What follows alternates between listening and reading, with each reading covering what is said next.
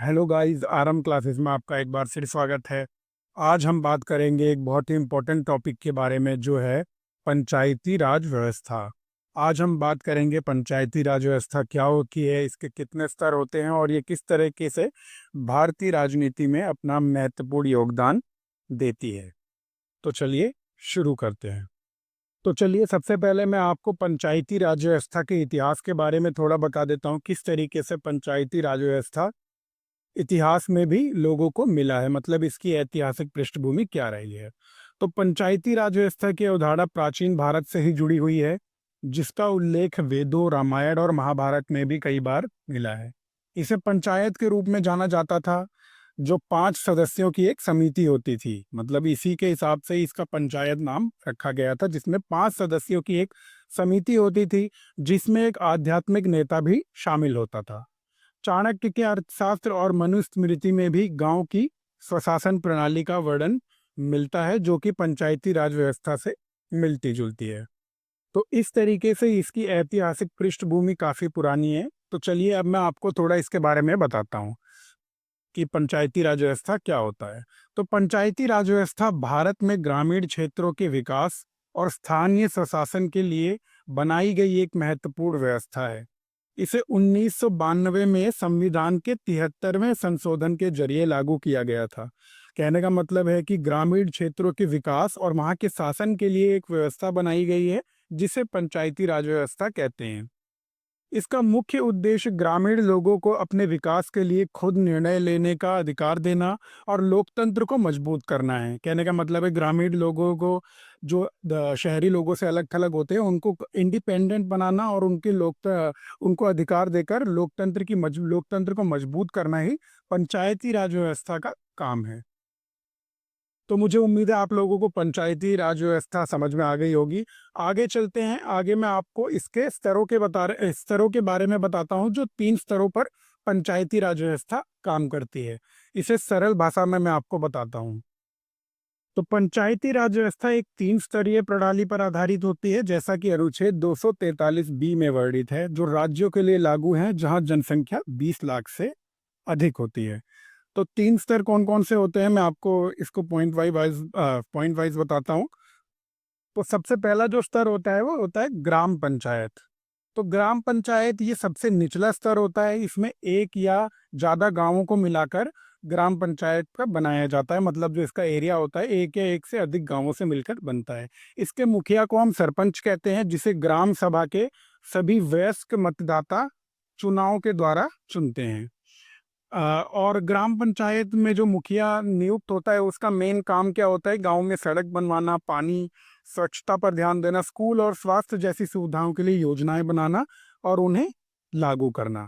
इसके बाद जो स्तर आता है वो होता है पंचायत समिति। तो पंचायत समिति एक मध्य स्तर के लेवल पे काम करती है, और ये एक ब्लॉक या तालुका को कवर करती है। इसके मुखिया को हम ब्लॉक प्रमुख कहते हैं, जिसे ग्राम पंचायतों के सरपंच चुनते हैं। यानी कि पहले निचले स्तर पर सरपंच चुने जाते हैं, फिर सरपंच समिति के प्रमुख को चुनते हैं। और इनका काम होता है ब्लॉक स्तर पर विकास की योजनाओं को लागू करना और ग्राम पंचायतों की मदद करना। इसके बाद जो थर्ड पॉइंट होता है, मतलब थर्ड इसका जो लेवल होता है पंचायती राज व्यवस्था का, वो होता है जिला परिषद। तो यह सबसे ऊपरी स्तर होता है, जिसमें पूरे जिले को कवर किया जाता है। इसका जो मुखिया होता है वो जिला प्रमुख होता है, जिसे पंचायत समिति के सदस्यों द्वारा चुना जाता है। यानी जो पंचायत समिति आपके मध्य स्तर पे मैंने पहले बताई, उसके जो सदस्य होते हैं वो चुनते हैं। तो जिला परिषद का काम जिले के विकास की योजनाओं को बनाना होता है और लागू करना होता है। साथ ही निचले स्तरों के काम को देखना होता है, यानी पंचायत समिति और ग्राम पंचायतों के कामों पर निगरानी रखना भी इसका काम होता है। तो मुझे उम्मीद है आप लोगों को पंचायती राज व्यवस्था और इसके स्तरों के बारे में पता चल गया होगा। आगे चलते हैं और आगे मैं आपको इसकी कुछ मुख्य विशेषताएं बताता हूँ। मतलब पंचायती राज व्यवस्था की मेन मेन विशेषताएं क्या होती हैं। तो सबसे पहला पॉइंट इसकी विशेषता का होता है कि प्रत्येक स्तर पर, जितने भी मैंने आपको स्तर बताए, उन पर सदस्यों का चुनाव सीधे लोगों द्वारा हर 5 साल में होता है। मतलब इनकी जो कार्यकाल की अवधि होती है वो 5 साल की होती है, और 5 साल में हर बार इनका चुनाव नए तरीके से किया जाता है। दूसरा पॉइंट है महिलाओं के लिए कम से कम 1/3 सीटें, मतलब 1/3 सीटें, और SC/ST के लिए जनसंख्या पर के आधार पर सीटें आरक्षित होती हैं। मतलब इसके अंदर आरक्षण का भी एक महत्वपूर्ण रोल होता है। थर्ड पॉइंट है, पंचायतें आर्थिक विकास, सामाजिक न्याय और स्थानीय योजनाओं जैसे कृषि, शिक्षा, स्वास्थ्य आदि के लिए भी काम करती हैं। फोर्थ पॉइंट है, वित्तीय संसाधन राज्य सरकार से मिलते हैं और पंचायतें राज्यों कानूनों के तहत पर भी वसूल करती हैं। मतलब जो इनकी वित्तीय सहायता की जरूरत होती है वो इनको राज्य सरकार से मिलती हैं, और ये कानूनों के तहत भी आगे अपने हिसाब से भी वसूली कर सकते हैं। तो मुझे उम्मीद है आप लोगों को यहाँ तक सब क्लियर हो गया होगा। आगे चलते हैं और आगे मैं आपको पंचायती राज्य का महत्व बताता हूँ कि ये किस तरीके से अपने आप में एक महत्वपूर्ण व्यवस्था है। तो पंचायती राज में क्या होता है, पंचायत राज में, कि इसमें सबसे पहला पॉइंट होता है इसके महत्व का कि लोग अपने गांव के विकास में हिस्सा ले सकते हैं। जैसा आप लोग जानते हैं कि गांव के लोग कम पढ़े लिखे होते हैं, उनको ज़्यादातर चीज़ों की नॉलेज नहीं होती। तो पंचायती राज व्यवस्था निचले स्तर पर भी काम करती है, इसलिए कि वो अपने गाँव के विकास में हिस्सा ले सकते हैं। वो अपने चुने हुए प्रधान, अपने चुने हुए सरपंचों से जाके अपनी शिकायतों का निवारण करवा सकते हैं।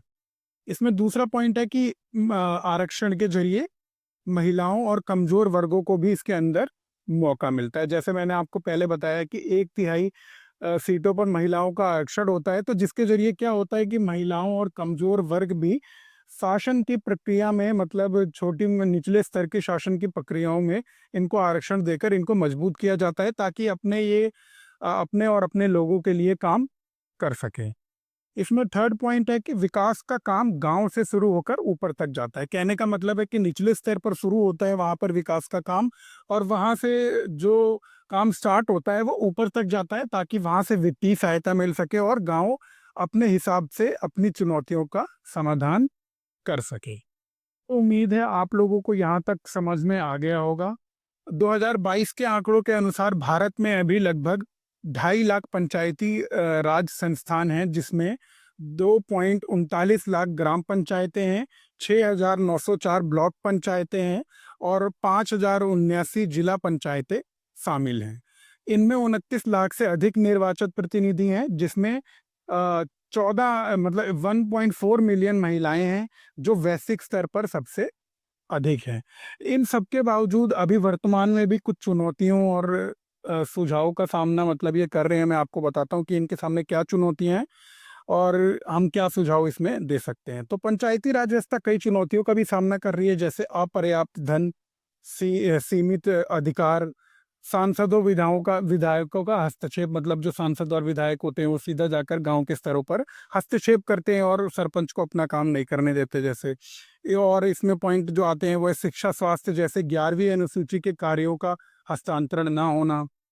फोर्थ पॉइंट हो गया जवाबदेही की कमी, संरचनात्मक कमियां और महिलाओं, SC/ST के लिए प्रॉक्सी प्रतिनिधित्व हो गया। तो इन सब चुनौतियों का सामना अभी कर रही है, क्योंकि जवाबदेही की अभी इसमें कमी है, संरचनात्मक कमी भी है। तो ये सब चुनौतियां हैं जो निचले स्तर पर लोगों को फेस करनी पड़ रही है पंचायती राज व्यवस्था में। तो कुल मिलाकर हम कह सकते हैं कि पंचायती राज व्यवस्था ग्रामीण समुदायों को सशक्त बनाती है, जमीनी स्तर पर लोकतंत्र को बढ़ावा देती है और हाशिए पर मतलब कमजोर वर्ग और रहने वाले समूहों का प्रतिनिधित्व देती है। हालांकि इसे प्रभावी बनाने के लिए वित्तीय स्वायत्तता, ट्रेनिंग्स और संरचनात्मक सुधारों की आवश्यकता है। तो ये था आज का टॉपिक, पंचायती राज व्यवस्था। अगर आपको इस टॉपिक में कोई भी डाउट है तो आप कमेंट बॉक्स में पूछ सकते हैं। अगर वीडियो अच्छी लगी हो तो वीडियो को लाइक करना ना भूलें, अपने दोस्तों के साथ शेयर करना ना भूलें और चैनल को सब्सक्राइब करना ना भूलें। मैं ऐसी वीडियो आपके लिए लाता रहता हूँ।